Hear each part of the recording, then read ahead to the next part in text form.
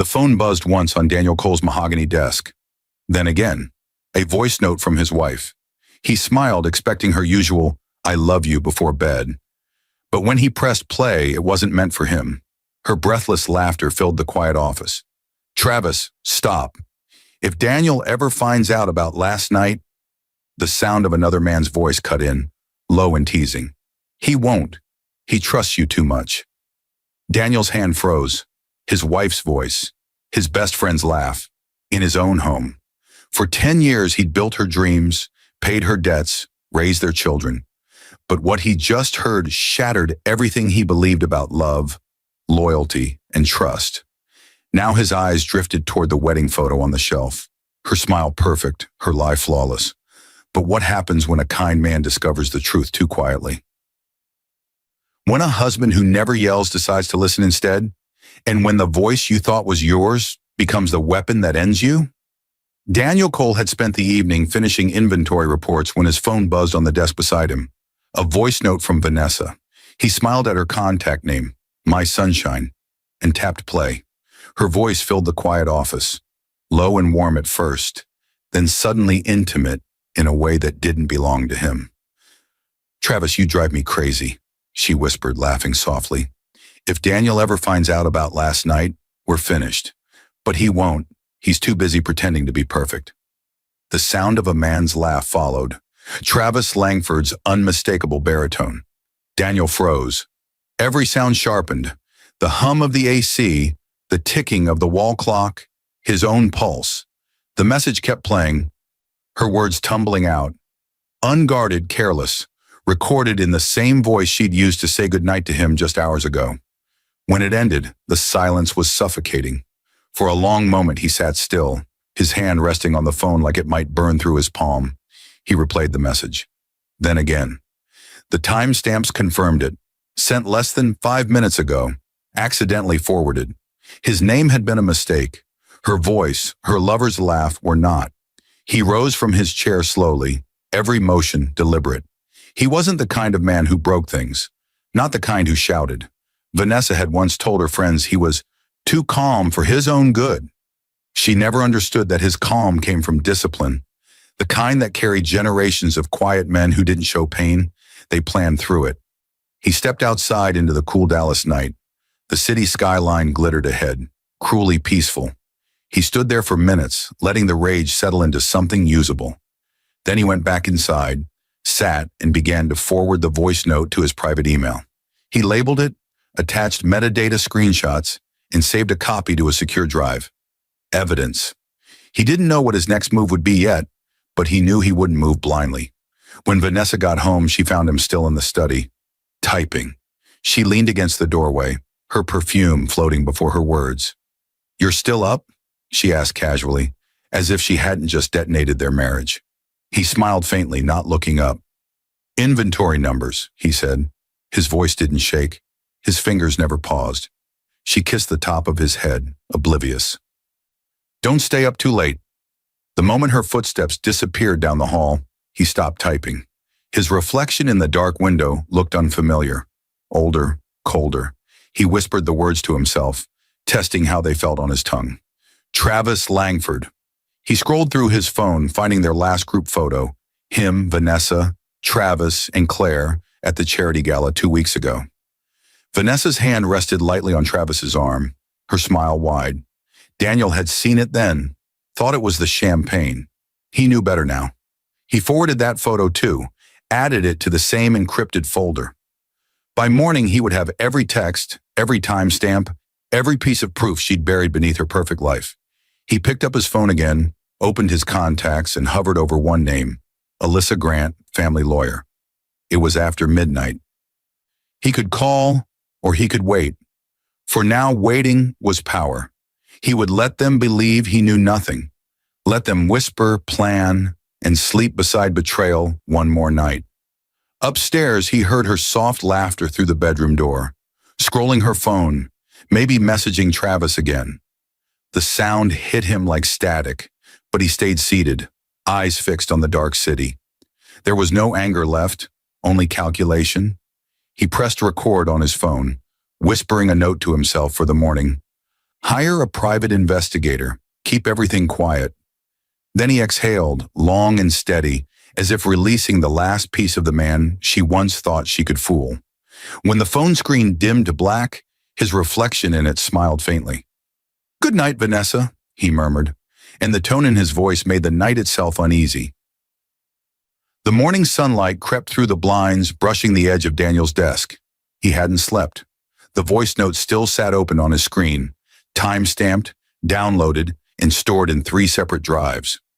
Vanessa's soft humming drifted from the kitchen, the same woman who'd whispered another man's name hours ago. He adjusted his tie, glanced once at the mirror, and left without a word. By 8:30 a.m., he was sitting across from Frank Dalton, a retired detective turned private investigator, in a quiet Dallas cafe that smelled of burnt coffee and old secrets. Frank was heavy-set, mid-50s, eyes sharp behind tired lids. He listened without interrupting as Daniel played the voice note again through an earpiece. When the recording ended, Frank simply said, "That's your wife and your partner, no doubt." Daniel's jaw tightened. "I don't want confrontation. I want evidence. Proof that will hold up in court. Locations, dates, transactions, anything that ties them together." Frank nodded slowly. "You want to win before they know you're even fighting?" "Exactly." They discussed logistics, phone records, hidden cameras, hotel logs, financial traces. Frank's methods were quiet, professional, airtight. "You'll need to stay calm," Frank said finally. "Most men I meet in your shoes explode. You," he studied Daniel, "you're thinking 6 moves ahead." Daniel paid the bill, left a generous tip, and walked out without looking back. The mask of composure was beginning to feel natural. By evening, Frank was already in motion. He planted discreet tracking software on Vanessa's car through a valet contact, linked her calls to a shadow database, and flagged 2 hotels downtown where Travis was known to entertain clients. Daniel received updates each night, never replying with more than a single line, "Continue." At home, Vanessa played her part perfectly. She cooked dinner, teased him about work, texted under the table when she thought he wasn't looking. He noticed the glow of her phone at midnight, the way she smiled at the screen before slipping it under her pillow. He said nothing. Days stretched into weeks. Each morning, Frank's reports arrived. Photos, timestamps, receipts. Vanessa's phone pinging at Travis's location. Travis's car parked outside her Pilates studio. Hotel security footage showing her entering a suite at 10:42 p.m. and leaving before dawn. Then one afternoon, Frank sent something different. A scanned image of a hotel invoice. 2 guests, Suite 807, name on the reservation, Vanessa Cole, payment method, company credit card. Daniel stared at the screen, his pulse a slow drumbeat. She hadn't just betrayed him personally, she'd used company funds. That changed everything. That night when she came home smelling faintly of new perfume, he looked up from his laptop and smiled. "Long day," she laughed lightly, hanging her coat. "Traffic, and my phone's dying. Can I use yours for a call?" He handed it over without hesitation. She dialed quickly, turned away, whispering into the phone. He watched her reflection in the window, careful, calculating. She hung up, smiled sweetly, handed it back, and kissed his cheek. "Dinner in 10, she said. He nodded, scrolling through his recent calls once she left the room. Her outgoing number was hidden, but the last dialed digit still glowed faintly in the log. He saved it, cross-checked it against Frank's reports. A perfect match, Travis's private number. By the next morning, Daniel had forwarded every piece of evidence to Alyssa Grant, his lawyer, with a simple message. Prepare quietly. Later that afternoon, Frank called with a measured tone. "She's meeting him tonight. The Hyatt, same room number. You want me to photograph?" Daniel stared out his office window at the distant skyline. "No," he said softly. "Not yet. I want them comfortable. Let them think they're safe." Frank paused. "You're sure?" Daniel's voice was calm, almost gentle. "Yes, because when I finally move, I won't need pictures. I'll have everything else." As the call ended, Daniel leaned back, exhaling slowly. Outside, the city lights began to flicker alive, unaware that within its glow, A quiet war had already started. Upstairs that night, Vanessa slept peacefully, her phone tucked beneath her pillow. Daniel lay beside her, eyes open in the dark, memorizing the sound of her breathing. Not with love, but with the precision of a man timing his next move. And just before dawn, he whispered into the darkness, "You have no idea what's coming." The first trap had already been set. The next Monday began like every other.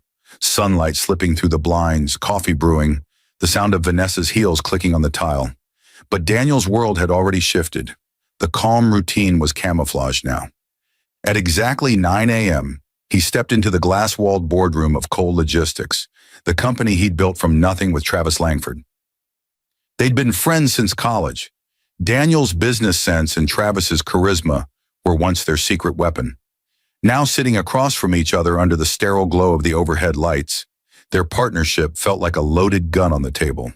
Travis grinned, leaning back in his chair, oblivious to the storm he'd walked into. "Morning, partner. You look like you didn't sleep." Daniel smiled faintly. "Been thinking about our vendor contracts. We may have some inconsistencies." Travis waved a hand. "Yeah, that's Meredith's department. She's good with the numbers." "She is," Daniel said evenly, eyes steady on him. "But I'd like to see everything myself. Just a hunch." Travis frowned slightly, a flicker of something crossing his face. Unease, maybe recognition. "You don't trust your own CFO now?" "I trust data," Daniel replied. "Numbers don't lie. People do." The silence that followed was brief but heavy. Daniel let it linger before standing. "Let's call a meeting with Meredith this afternoon." Travis nodded, smiling again, but his jaw was tight. "Sure, boss. Whatever keeps you sleeping at night." When Daniel left the room, his phone vibrated. A message from Alyssa Grant. "Received everything. Meeting at 2:00. Bring only what you can't replace." At 2:00, her office was cold, professional, filled with law books and quiet certainty. Alyssa was in her early 40s, brilliant and unflinching, the kind of attorney who could dismantle a lie with a single sentence. She read through Frank's reports, her brow furrowing only once. "You have him," she said finally. "Both of them. The affair, the financial fraud, misuse of corporate assets. But we'll need to keep this airtight." Daniel nodded. "How long until we can move legally?" "I'll file an injunction to freeze shared accounts," Alyssa said, tapping her pen against the table. "We'll use the company's financial irregularities as leverage to secure early discovery. You'll get access to her phone records, bank transfers, and anything else she thinks she's hiding." "Good," he said quietly. "Daniel," she added, voice softening, "you're remarkably calm for someone whose wife and best friend are sleeping together." He met her gaze, his tone almost kind. "Because this isn't anger anymore, Alyssa. It's accounting." She smiled faintly. "Then let's balance the books." By evening, the motions were already in play. Confidential filings, sealed orders, quiet moves that wouldn't reach Vanessa or Travis until it was too late to react. That night at dinner, Vanessa poured him a glass of wine, smiling as if the universe were still kind. "You've been distracted lately," she teased. "You okay?" He looked at her for a moment, then reached across the table and brushed her wrist lightly, the way he used to. "Just tired," he said softly. "Work's been rough." She squeezed his hand. "You work too hard, Daniel." "Maybe," he murmured, "but I've learned that hard work pays off in the end." Her phone buzzed on the counter. She glanced at it, then quickly turned the screen face down. He didn't ask who it was. He didn't have to. Later that night, when she went to shower, Daniel sat on the edge of the bed, scrolling through the spreadsheet Meredith had sent him. Vendor invoices, duplicate payments, ghost suppliers. Each line item was another nail in the coffin of their betrayal. He looked up when she stepped out, wrapped in a towel, smiling. "You're still working?" "Almost done," he said, closing the laptop gently. She crawled into bed beside him, kissed his shoulder, and whispered, "Don't let that company own you, Danny." He smiled faintly in the dark. "Don't worry, it won't." She drifted off, and he sat awake again, listening to the steady rhythm of her breathing. His phone lit up with a message from Alyssa. "Court-approved emergency motion. Accounts frozen at midnight. Step 1 complete." Daniel stared at the glowing screen, the light reflecting in his eyes like fire. Midnight came, quiet and final. Somewhere in the digital world, the accounts locked, the trap closing around them both. Across the city, Travis's phone started buzzing with bank alerts he didn't yet understand. Vanessa slept peacefully beside the man who had just taken the first piece of her world apart. And as the clock struck 12, Daniel whispered into the stillness, "That's one." The next morning, Travis Langford's office door slammed hard enough to rattle the glass. His assistant jumped, clutching her tablet. "Sir? Get accounting on the line. Now!" he barked. He paced the room, his jaw set tight, his phone screen glowing with red notifications. Every account linked to the company showed the same thing. Frozen by court order, pending legal review. Meredith Ross entered moments later, calm and composed. She was in her late 40s, precise with her words and even more precise with her loyalties. "You wanted to see me, Travis?" He spun toward her. "What the hell is this? Why are all operating funds locked? I've got shipments delayed, vendors calling. What's happening?" Meredith tilted her head slightly. "A compliance audit," she said, "initiated by the CEO."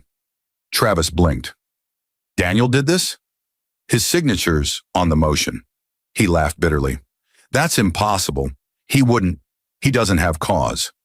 "Apparently he does," she said evenly, sliding a folder across his desk. "Irregular vendor payments, duplicate invoices, and some interesting reimbursements." Travis flipped through the pages. Each one carried his initials. His stomach turned. "You think I'm stupid enough to forge my own trail?" Meredith met his eyes, unflinching. "I think you underestimated how much Daniel pays attention." Before he could reply, Daniel himself appeared in the doorway. Dressed sharply in a charcoal suit, calm as the morning after a storm. "Morning, Travis." Travis straightened, forcing a smile. "Guess we need to talk." "I'd say so," Daniel said, stepping inside. "I'll make this simple. There's a full financial audit underway. Until it's complete, I'll be handling all company accounts personally." Travis forced a laugh. "You think I'm stealing from my own company?" Daniel's tone didn't change. "I think the books should speak for themselves. You know how I feel about numbers." Their eyes locked. A quiet war fought through composure. Meredith stood frozen between them, pretending to shuffle papers, though she was listening to every word. After a long pause, Daniel turned to leave. "You'll get updates through legal channels," he said lightly. "Oh, and you might want to check your personal accounts too. I hear some of them are tied up in this." When the door closed, Travis let out a sharp breath, running a hand through his hair. "He knows something," he muttered. "But what?" Meanwhile, across town, Vanessa Cole was in the middle of her morning spa appointment, sipping mimosa, when her card was declined. Twice. The receptionist's polite smile faltered. "Ma'am, do you have another form of payment?" Vanessa blinked, confusion flashing across her face. "That can't be right. Try again."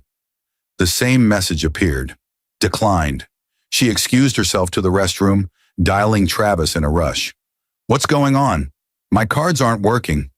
Travis's voice came through, clipped and irritated. "You're not the only one. Everything's frozen. Company and personal. Daniel's behind it." Her pulse quickened. "Does he know?" "I don't know," Travis hissed. "But something's wrong. He's too calm." Vanessa's hands trembled slightly as she hung up. Her reflection in the mirror looked flawless, but her gut twisted. For the first time, she felt a chill of real fear. That evening, Daniel came home early. Vanessa met him at the door, forced a smile. "Rough day?" He smiled faintly. "Not really. Things are aligning." She laughed nervously. "My cards weren't working earlier. Did you change something with the accounts?" "Probably a system glitch," he said. "These banks make mistakes all the time." Her eyes searched his face. Calm, steady, too calm. He kissed her cheek and walked past her toward the study. "Dinner in 20? "Sure," she said softly, watching him disappear down the hall. Her heart thudded against her ribs. In the study, Daniel closed the door and dialed Alyssa Grant. "It's working," he said quietly. Alyssa's voice came through clear. "Good. The financial freeze will hold while we prepare the next move. Custody and DNA motions will follow once we finalize the evidence from the investigator." He nodded, eyes on the dark window. "How long before they realize what this really is?" "They'll know soon," she said. And by then, it'll be too late to fix. Daniel ended the call, his reflection watching him from the glass. Somewhere between justice and vengeance, he had found a kind of peace. In another part of the city, Travis sat alone in his office, phone pressed to his ear. "We need to lay low," he muttered to Vanessa. "No texts, no calls, not for a while." Her voice quivered. "You're scaring me, Travis." "Good," he said. "You should be scared." He's not acting like a man who just found out. He's acting like one who's already won. The line went dead. That night, Daniel stood on his balcony, watching lightning split the Dallas sky. The storm rolled in slow, deliberate, merciless. He whispered to the thunder, "That's two." Dallas nights had a way of hiding secrets under neon and rain. For Daniel Cole, it was the perfect city for silence, the kind that let a man rebuild his mind before the storm broke. Frank Dalton's voice came through the speakerphone, crisp over the hum of rain hitting glass. "You're going to want to see this one in person," he said. "Tonight." By now, Daniel didn't ask questions. He grabbed his coat and drove. The city lights blurred past, his reflection in the window as unreadable as the night. When he arrived at Frank's office, a narrow building tucked behind a car wash, he found the investigator surrounded by photos, files, and time-stamped documents. Frank gestured toward the desk. "Everything's organized chronologically. They've been seeing each other for almost a year." Daniel didn't flinch. His eyes scanned the images. Vanessa entering hotel suites, leaving in early morning light, Travis's car parked nearby, their phones pinging from the same tower at the same hour. Every photo felt like a cold knife. Frank slid one last folder across the desk. "This is what clinches it. They're sloppy with payments. He booked the Hyatt under an alias, but used her rewards number. I cross-referenced it. There's no mistake." Daniel leaned back, the leather chair creaking softly. "She's using company time, company money, and she's using my trust as cover." Frank's tone softened. "Most men lose their minds when they see this." Daniel's gaze was fixed on one photo, Vanessa laughing, head tilted back, Travis's hand on her waist. "I'm not most men." He gathered the files carefully, sealing them in an envelope. Before he left, Frank said quietly, "There's one more thing. I know you're not asking, but I ran background checks on the kids' birth certificates. The dates, they line up too neatly. If you want certainty, you'll need DNA." Daniel's fingers tightened on the envelope. "Arrange it." The next day, Daniel walked into Alyssa Grant's office and laid the evidence on her desk. She flipped through the photos, nodding slowly. "This is airtight, and if the paternity tests confirm what I suspect, we'll have the court by the throat." He stared at the wall. "Do it discreetly. I won't have her destroy them with lies." That afternoon, while Vanessa was out shopping, a nurse from the lab visited their home, posing as a family health consultant. Swabs collected from Daniel, Vanessa, Lily, and Mason, all under the guise of a routine insurance update. Vanessa laughed as she signed the forms. "Always something new with these companies." Daniel smiled faintly. "It's better to know what's ours." A week passed. The results came in an unmarked envelope. Alyssa called first. "Daniel," she said softly, "you need to sit down." He didn't. He listened standing, hand braced against his desk. "Neither child shares your DNA," she said. "Both match Travis Langford's." For a moment, the world went soundless, not the crushing silence of grief, but the heavy, deliberate quiet of a man crossing a line he could never return from. He thanked her, ended the call, and sat in his chair for a long time. The ceiling fan whirred. Somewhere outside, kids were laughing in the street. He stared at their family photo, the one Vanessa had insisted be taken last Christmas. Her hands around the children, his arms around them all. The photo cracked slightly under his grip. That evening, Vanessa breezed into the house in a floral dress, talking fast about her day, the boutiques, the weather. She didn't notice the way he looked at her. She didn't see the quiet verdict in his eyes. At dinner, she poured him wine again, her voice light. "The kids want to go to the zoo this weekend. Maybe you can take them. You've been so busy lately." He smiled, the kind of smile that hides a hurricane. "Of course. We'll go." She relaxed, relieved. See? That's why I love you. You're steady, predictable. He raised his glass. To predictability, he said softly. When she went upstairs to put the children to bed, Daniel opened his phone and sent a short text to Alyssa. Proceed to phase 3. 2 words. That was all it took to trigger everything. The custody petition, the subpoena for paternity confirmation, and the sealed evidence packet ready to hit court at dawn. Upstairs, Vanessa kissed Lily goodnight, humming softly. She paused at the bedroom door, catching her reflection in the hallway mirror. For a fleeting moment, she thought she saw something different in her own eyes. Fear, maybe, or guilt trying to whisper through denial. Then she heard Daniel's footsteps on the stairs and pushed it down. He stopped halfway, watching her from the shadows. "You're a good mother," he said quietly. She smiled. "Thank you." "But not to my children," he added softly. She turned, confused, the smile faltering. "What did you say?" Daniel didn't answer. He simply walked past her, the faint scent of his cologne lingering like judgment. Behind him, her voice trembled. "Daniel, what's happening?" He didn't look back. "The truth," he said. "Finally." Downstairs, his phone buzzed. Frank's message lighting up the screen. DNA confirmed. Timeline complete. They won't see this coming. Daniel typed 2 words in reply. That's 3. The next morning, Vanessa's world began to tilt. It started with Travis's call, urgent, rattled. "We need to meet," he said, his voice lower than usual. "Something's not right." Her heart skipped. "What do you mean?" Daniel's moving in silence. "The court filings. There's something. My lawyer just got wind of a sealed motion from his side. I can't access it. He's freezing me out completely." Vanessa stepped out to the balcony, robe cinched tight, morning wind brushing her hair. "You think he knows?" "I don't think," Travis said sharply. "I know he's cutting us off. We need to be smart now." She sank into the lounge chair, clutching her coffee cup like it was a lifeline. "I signed the divorce papers he gave me last week," she whispered. "He said it was just to make things easier before the formal hearing. I didn't even read them. He seemed so calm. I thought he wanted peace." Travis froze on the other end. "You what?" "He said he just wanted it over with," she said quickly, voice trembling. "He looked at me with this calmness. I thought he was letting go." "Vanessa," Travis hissed, "you never ever sign anything you haven't read. Get your own lawyer now." He gave her a name, Michael Reese, a seasoned attorney known for handling high-net-worth divorces. "He owes me a favor," Travis said. "Take your copy of the papers. Let him review them." By noon, Vanessa was sitting in a sleek office overlooking downtown Dallas.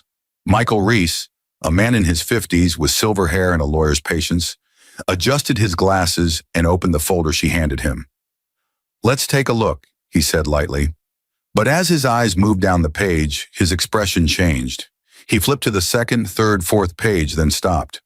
"Mrs. Cole, did you read any of this before you signed?" Her stomach turned. "No. Daniel told me it was routine." He leaned back slowly, the silence stretching. "This isn't a routine divorce. It's a full relinquishment. You waived every claim, spousal support, property rights, alimony. There's even a clause disqualifying you from future inheritance or stock entitlements." Her heart pounded in her ears. "That can't be right." "Oh, it's right," he said grimly, "and it's airtight. He had you sign a post-nuptial settlement disguised as a mutual separation agreement. Legally, you walk away with nothing." Vanessa stared at him, shaking her head. "He tricked me." Michael sighed. "It'll take serious litigation to fight this, and even then, you'd have to prove coercion or fraud. Given how calmly this was executed, that'll be nearly impossible." Her phone vibrated. Travis again. She answered, voice breaking. "He played me. Travis. He tricked me into signing everything away." There was silence on the other end, then a quiet curse. "I'll fix this," he said. "We'll fight it in court. My lawyer can help both of us." "Can he undo what I signed?" Travis hesitated. "If we prove Daniel knew about the affair before the signing, maybe. He could argue you signed in bad faith. But that's hard to prove." Her tears came hot and fast. "Oh my God, What am I going to do? Stay calm, he said firmly. We'll face him in court. Just bring all your documents to me tonight. Every account statement, every message, everything. That night, Vanessa arrived at Travis's penthouse with a folder full of papers and panic in her eyes. He poured her wine, tried to reassure her, but he was sweating too. They sat in silence for a long time. Finally, Travis muttered, I think he's known for months. Vanessa looked up sharply. Then why hasn't he confronted us? Travis stared into his glass. Because he's not like us. She frowned. What's that supposed to mean? It means he's not reacting. He's calculating. Outside, lightning split the sky. She pressed her hands to her face, her entire body trembling. He took everything, Travis. Everything. He stood, pacing. No, we'll get it back. I'll have my lawyer file a counter motion. You don't understand, she said, voice raw. It's not just money. He's going to destroy me. Travis turned toward her, forcing a reassuring smile. No one destroys us. We'll fix it. But he didn't sound convinced. Later that night, after she'd fallen asleep on the couch, Travis stepped onto the balcony, phone in hand, scrolling through his messages. Dozens of unread alerts from his bank, account holds, court filings, a subpoena from Melissa Grant's office. He exhaled, rubbing his face. Jesus Christ, he whispered. Inside, Vanessa stirred, murmuring his name. He looked at her, this woman who had cost him everything. And for the first time, resentment flashed behind his eyes. What did you get us into? He muttered. Down the street, Daniel watched from his parked car, headlights off.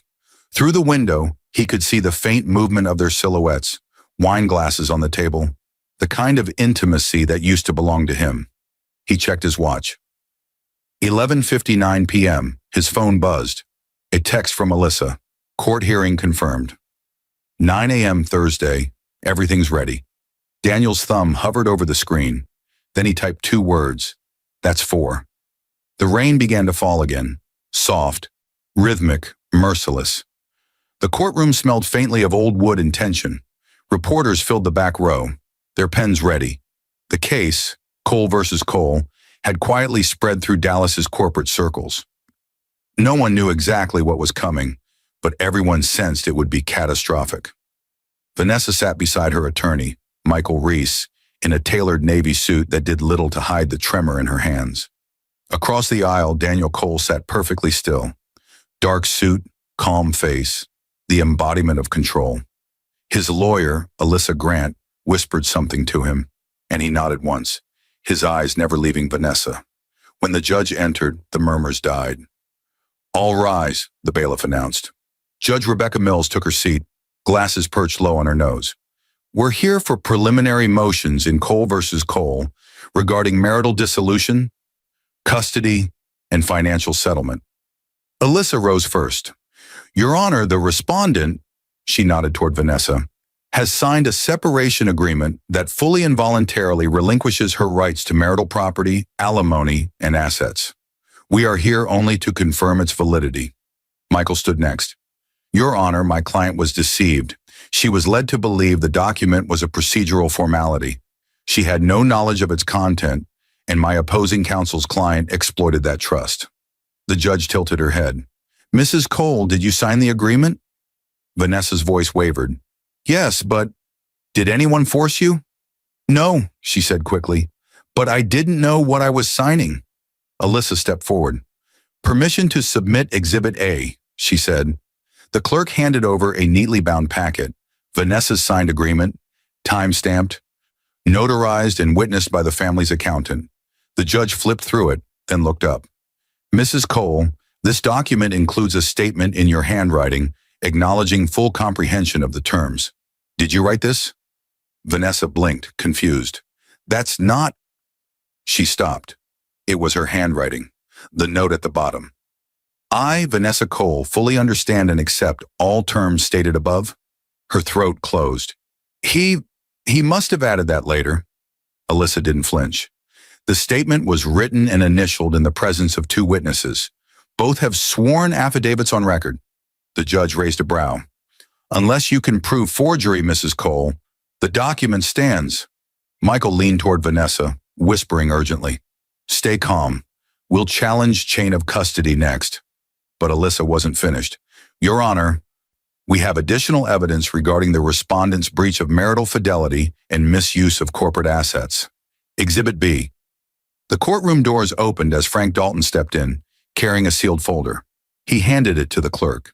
Inside were photographs, transaction reports, and a log of GPS data. Alyssa addressed the court with surgical precision. For 1 year, Mrs. Cole engaged in an extramarital affair with Mr. Travis Langford, her husband's business partner. During that period, she used corporate funds to finance personal trips, hotel stays, and gifts under falsified vendor expenses. The gallery erupted in whispers. Vanessa's face drained of color. "That's a lie," she shouted, standing. "He's twisting everything. Travis can explain." "Excellent," said Alyssa coolly, "because Mr. Langford has been subpoenaed. He's waiting outside."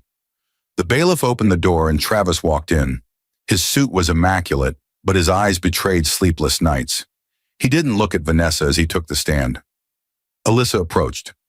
"Mr. Langford, were you aware that Mrs. Cole signed away all financial claims before filing for divorce?"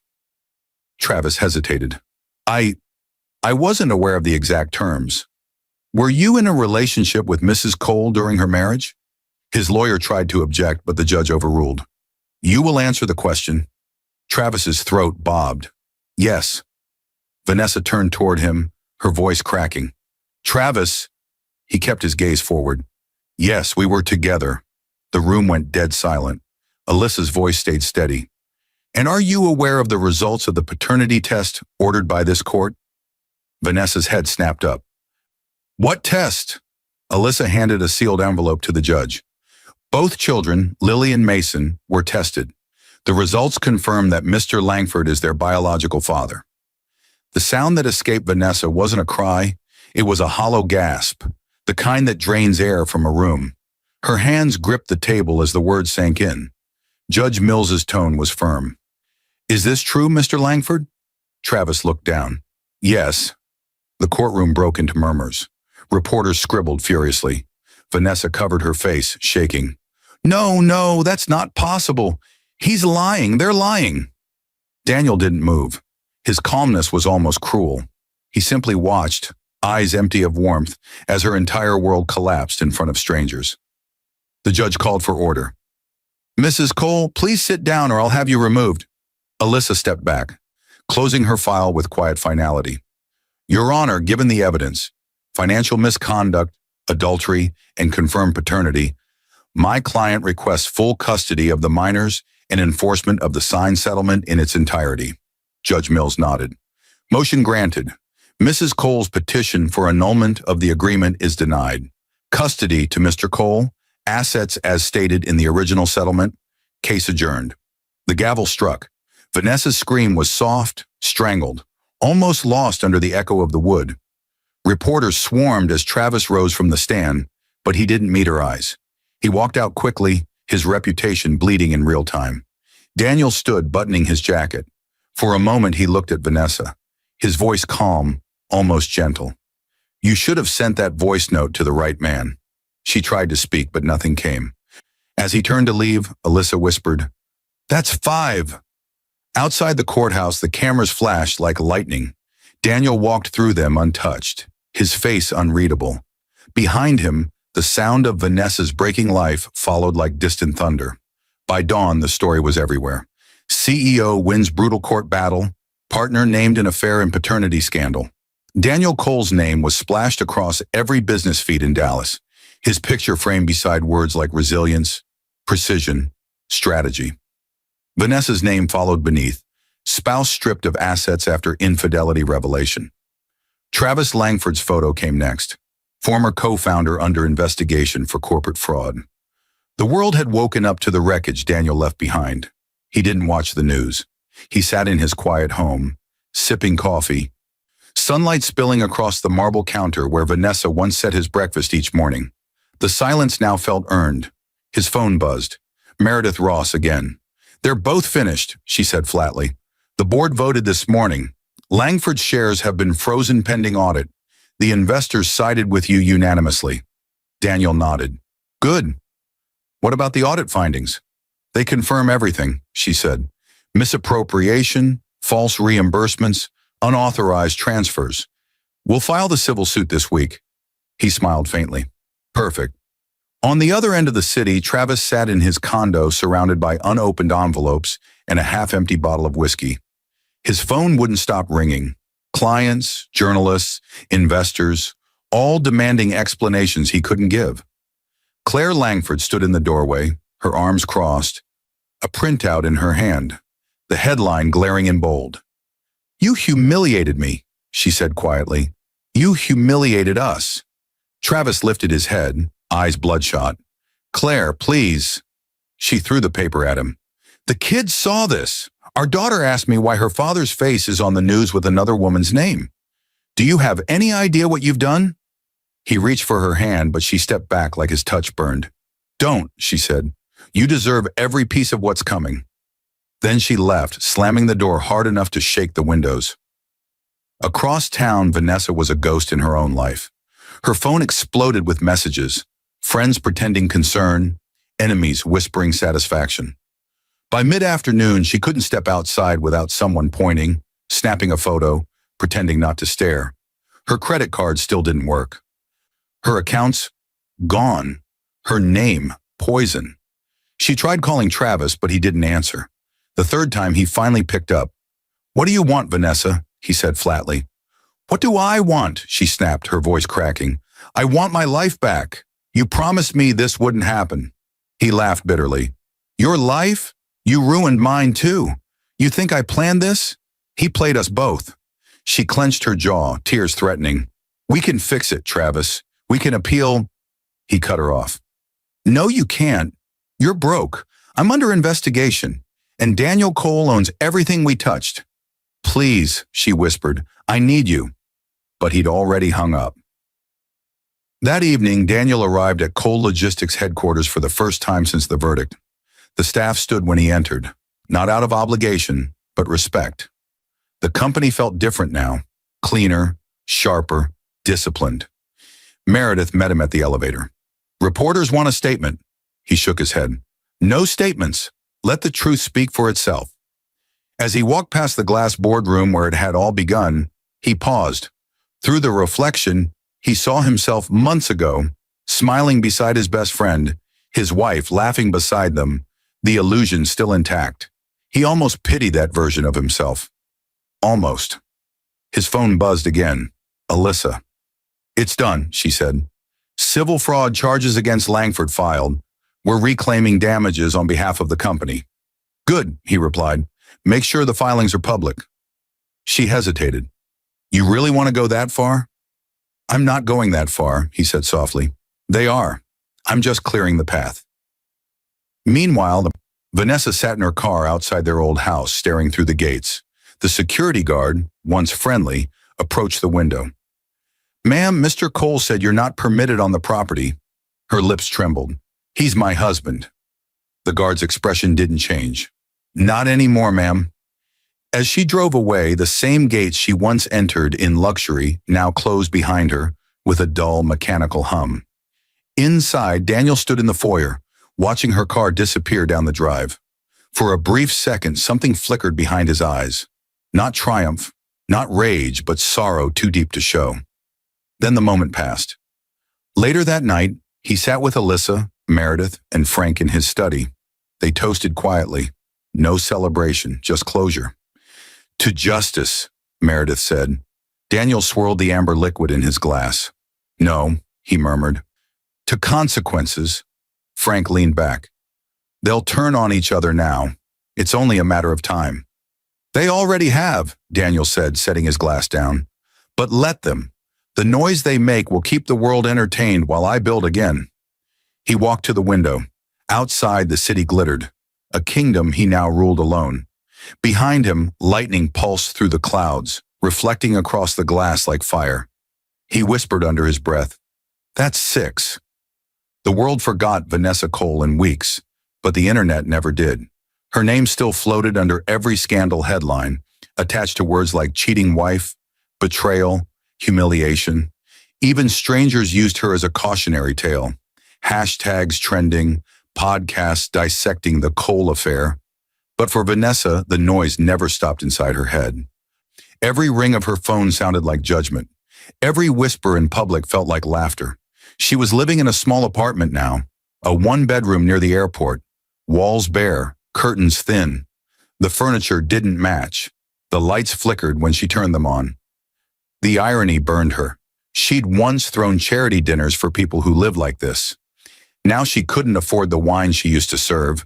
Her reflection in the mirror startled her sometimes. The woman looking back had dark circles, chapped lips, the faint tremor of exhaustion. She reached for her phone again, dozens of unanswered calls to Travis. Finally, she typed, "Please, we need to talk." An hour later, his message came through. "Meet me at Langford Tower, midnight. Come alone." When she arrived, the building was dark except for a single light in the rooftop lounge. Travis stood by the window, suit rumpled, tie loose, the city lights painting sharp lines across his face. "Vanessa," he said quietly. She walked toward him, voice trembling. "Why haven't you answered me? We need a plan. The appeals." He turned sharply. "There are no appeals. Don't you get it? It's over." She flinched. "Don't yell at me. You promised." "I promised nothing," he snapped. "I lost everything because of you. My wife's gone, my name's a punchline, and my company's under investigation. You think Daniel did this alone? He had people feeding him. Someone inside gave him everything." Her breath caught. "You mean Meredith?" Travis laughed bitterly. "No, me. I gave him everything. He didn't even have to ask." She stared at him, confusion melting into horror. "You... what?" He turned back to the window, voice hollow. "He called me the night before the hearing, offered me immunity if I testified truthfully, said he'd let me keep whatever personal assets weren't tied to fraud." Tears welled in her eyes. "You betrayed me?" He faced her finally, eyes empty. "You were never mine to protect. You used me to climb, Vanessa. You wanted the power, not the person, and now we're both at the bottom." She stepped forward, voice rising. "I loved you." "No," he said coldly. "You loved winning. You loved what I could give you. Same as you loved what Daniel built, until you burned it all." She slapped him, the sound sharp in the empty room. He didn't move. Her voice cracked. "You're a coward." "And you're irrelevant," he said. "Go home, Vanessa, whatever that means for you now." She stumbled back, shaking, tears streaming as she grabbed her purse. "You think he'll let you walk away?" she spat. "You think Daniel forgives?" Travis smiled faintly, almost pitying. "He already did. That's what makes it worse." As she stormed out, his phone buzzed on the table. A message from an unknown number lit the screen. "Payment confirmed. File released." He froze, staring at the words. "Payment? File?" He opened his laptop, and the color drained from his face. A public drop link. Thousands of pages, emails, invoices, secret transfers, offshore accounts, all under his name. At that exact moment, notifications exploded. The media already had it. Breaking, new financial evidence.